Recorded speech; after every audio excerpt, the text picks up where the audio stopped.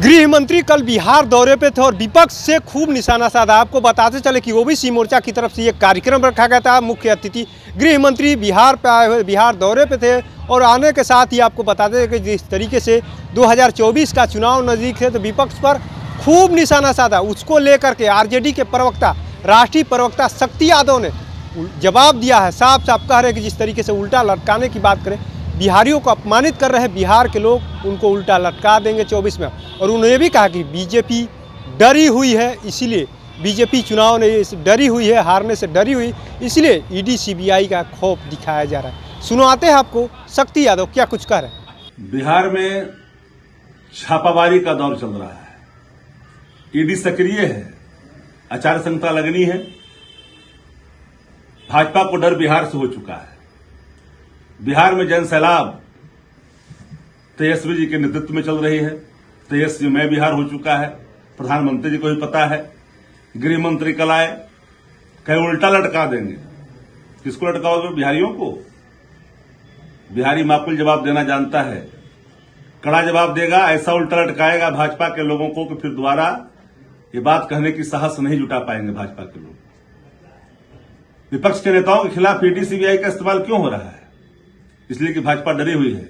Bhajpa party लड़ नहीं रही है देश के अंदर में, संस्थाएं लड़ रही है। ईडी, सीबीआई, आईटी, क्या हो रहा है देश के अंदर में?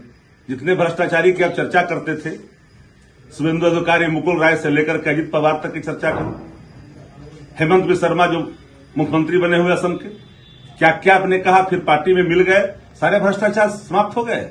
देश की जनता देख रही है, मुद्दों की चर्चा होगी देश के अंदर में, चाहे किसान का हो, नौजवान का हो, आम आदमी का हो। मोदी बनाम मुद्दा इस देश में लड़ाई 2024 में होगी।